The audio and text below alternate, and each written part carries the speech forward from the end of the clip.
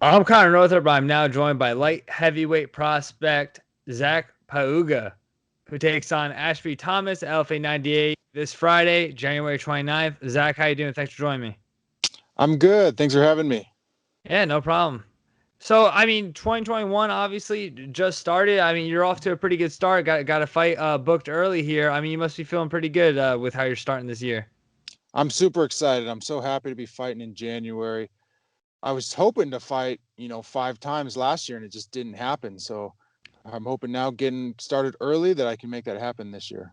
Yeah, I feel like you're not alone in that Yeah. category for fighters that wanted to fight a lot last year. But you are getting an early start this year. You are fighting. You mentioned it, but before we start recording too, that this one's going to be in Kansas City. Mm. Any kind of like how to phrase this? Like how are you kind of feeling about knowing that there's going to be open scoring too? Because in your last fight in South Dakota, that wasn't quite like that. So any like does that change anything as far as the approach? So I like that it's happening. I think that that's just where the sport should go. It's the only sport in the world that you don't know if you're winning or losing. Um, I don't think that's going to affect my fight at all because I plan to, put it on Yeah. this guy and get him out of there early. But I love that they're doing that and that they're updating the rule set. Yeah. It seems like it's mixed too, because from a fighter standpoint, I think it makes all the sense in the world. Why wouldn't you want something like that, right? If it does happen to go, past the first round, at least you know if you're up or not. But I think that from like promoters and fans, I'm sure they will, they love the Hmm. suspense and everything like that. Yeah, absolutely. I bet. But as like the biggest thing from a fighter's standpoint is it lets you react to bad judging.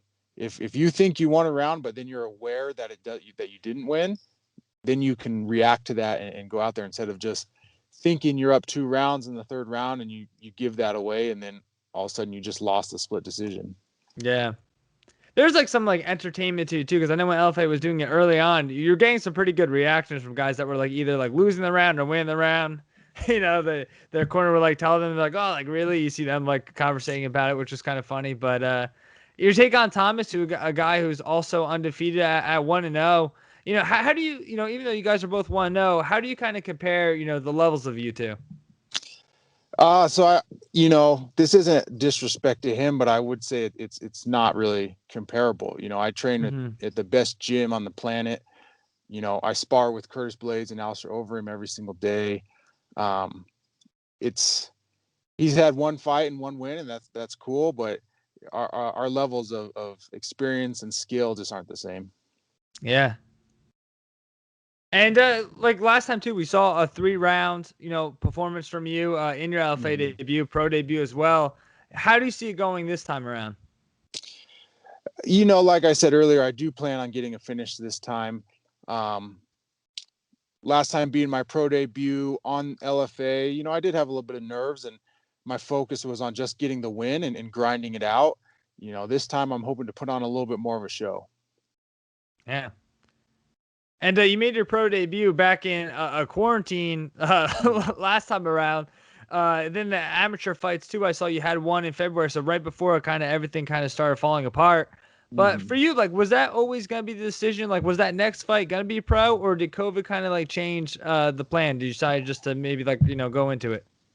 So even that amateur fight in February, I was looking for a pro fight. I was trying to turn Okay. pro, couldn't get one, and just got a short notice amateur fight, so took it just to stay busy.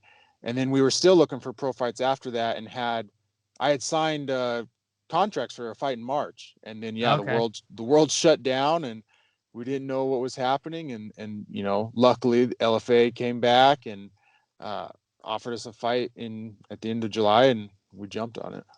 Yeah. How did that kind of work like in hindsight now too? Obviously like you said you were looking for March, but you did get a couple extra months. Like now that you look at Mhm. it, do you see that as a positive in any way? I do now, and I'm so much better now than I was last March, and even in during my last fight, because at least with our group here at Team Elevation, we had to split into small groups for this because of the COVID regulations, and I've just gotten more attention from coaches, more one-on-one time, and I've gotten so much better than I was even last fight. Yeah.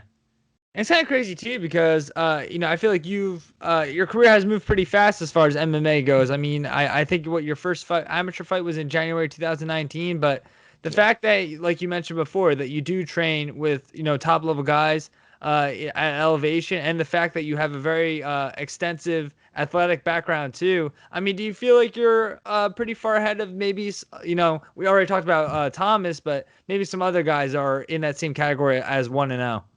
Absolutely. I'm definitely, on a different level just because, where I came from. I played in the NFL. I have that experience of playing a sport at the highest level and just the physical qualities that took.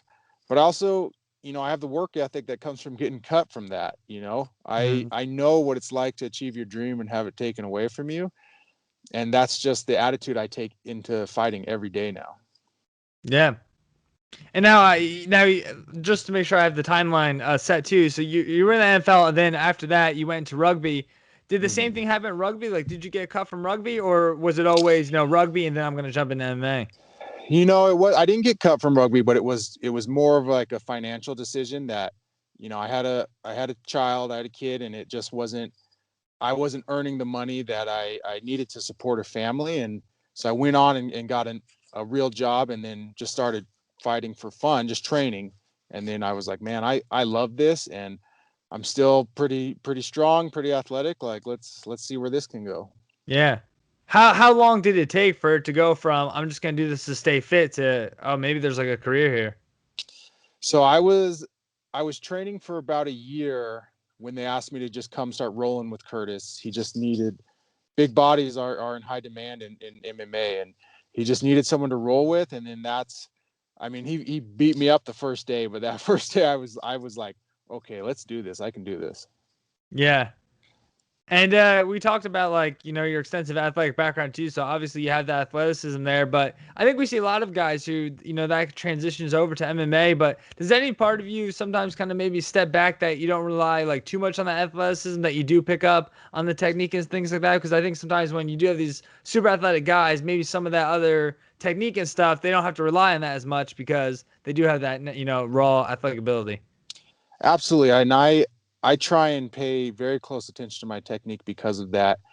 And luckily I have great coaches who actually care about me and don't just want to like throw me to the wolves. I had to train 2 years straight before I took my first amateur fight. It's not like I could have beat my first fight. I could have won that with 3 months of training, but that's not what they wanted. They wanted me to be able to make a real career out of this, win championship belts. So they made sure that I built that base before I just jumped into the ring and started fighting guys that weren't really training that hard. Yeah. How fast did you like pick it up though? So I started with just jujitsu, and I wrestled in high school, and I picked it up really fast. I love grappling. I love wrestling. I'm obviously pretty strong. I was winning jujitsu tournaments in my after doing it for 3 months. I started just entering the black belt division because the white belt one was like no challenge at all. So I pick it up quickly, and then I luckily have a great striking coach, Vinny Lopez, who I've been working with the whole time alongside my grappling, and now people are going to see the combination of the two. Yeah.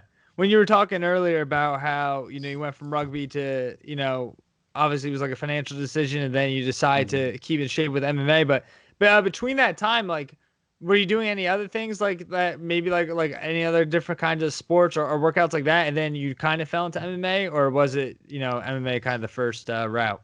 So it was jujitsu. I started jujitsu with no plan of like becoming a cage fighter or anything like that, and then it just evolved into what it has today. Yeah. And then obviously this is only your second fight with LFA, but and we know how many guys have gone through LFA, especially last year. I know they had a lot as well. But for you, just to be there, like, what has working with LFA been like so far? It's been fantastic. I was so impressed that one fight that I had with them, how well they took care of us, how great the production was. I'm super excited to be fighting for them again. Yeah.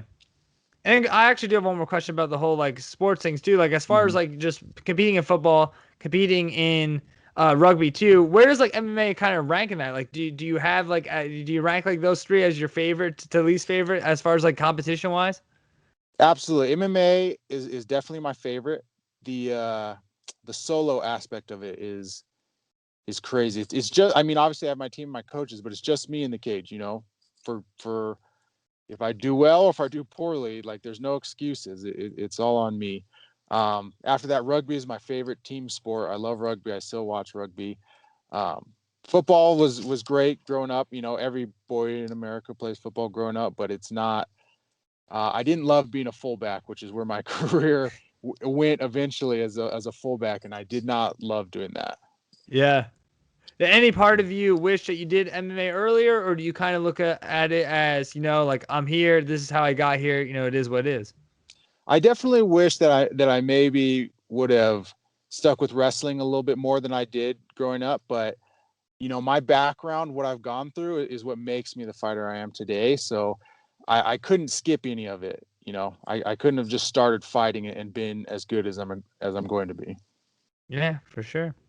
And anything else before I let you go that maybe you'd like to add? Maybe anything that we didn't touch on? No, just you know, everyone should keep an eye on me because I'm going to be moving fast here. For sure. Is there like a card that you kind of have in mind? Like obviously, you have a job here now, but Mhm. have you looked at kind of maybe other cards that you like to jump on as far as LFA goes? So I mean, I'm trying to fight every month until I'm into the UFC. Basically, I want to remind them every month, showing them that you know, the potential that I have. I haven't looked at the exact dates, but if there's an end of February, beginning of March LFA card, I want on it. Yeah. And just one more thing to go off of that Mhm. too. I know you went from I think fighting most of your amateur career at heavyweight, then to light heavyweight. This Mhm. last fight you had, how is like the weight and things like that? As far as like you're saying, like making these quick turnarounds. I mean, is that an easy cut for you to make? Yeah, it's not hard. I don't cut that much. I walk around at 220 when I'm taking care of myself, which is all the time now. I would have.